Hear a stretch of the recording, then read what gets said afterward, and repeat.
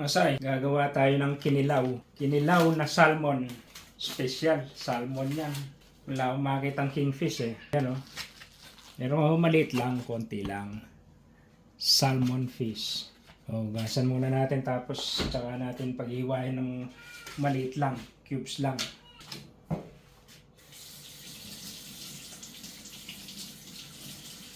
Paghiwain na natin. Tagalin yung balat mga soy ha. Dahan-dahan lang, baka mahiwa. Lalo na kung matalim yung inyong kutsilyo. Akin hindi matalim yan eh. So ganyang sukat lang mga soy, pwede na siguro yan o. Diba? Cube size. Banlawan na natin ng suka mga soy. Para habang naghihiwa tayo ng luya at sibuyas. Yan. Yan, halu-haluin lang para luminis. Tapos i-drain natin yan. Oh, ayos na muna yan. Maghiwa naman ng sibuyas ngayon. Halo na natin diretso para maglasa na rin. Lagay na natin lahat ito. Saka natin haluin ngayon para maglasa. Ayan. Yung luya naman ngayon. Maliit na luya lang mga soy. Tapos siway lang ng sobrang nipis. Yan, maganda yung pagkanipis.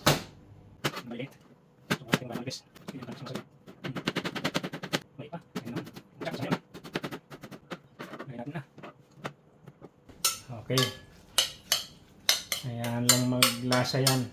Dagdagan natin ng konting suka naman ngayon. Kasi na-drain yung suka kanina. Pwede na yan.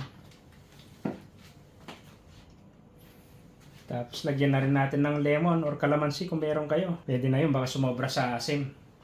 Tapos lagyan na rin natin ng paminta. Oops. Wala na rin pala laman ng paminta ko. Asin para maglasa na sa loob. Pero wag muna masyado, mamaya timplahan natin ulit. Yan, pwede na muna yun. Halo-halo. Yan. Sarap niyan mga soy, salmon. Inilaw na salmon. Nag-iiba na yung kulay niya. At habang binababad natin siya mga soy, ito sa akin, lalagyan ko ng cucumber. Yan. Habang inihiwa ko itong cucumber.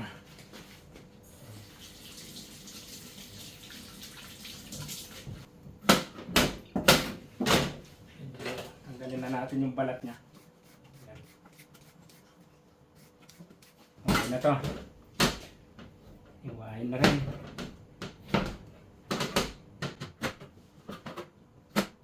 Yan, ganyan lang yung pagkahiwa mga soy. I-toppings na natin. Ayan o. Okay na mga soy. Pabarin muna. Maya. Pwede na ito mga soy. Magtutubing nga lang dahil sa cucumber. Ayan, pero okay lang yan.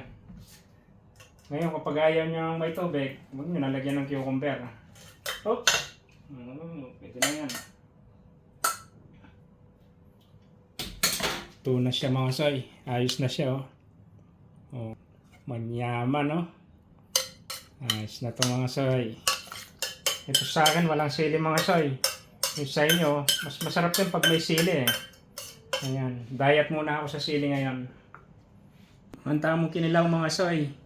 Simple lang pag-prepare, di ba? Yung isdang gusto nyo, kingfish, pero itong sa akin, salmon, manyaman, mga tamo.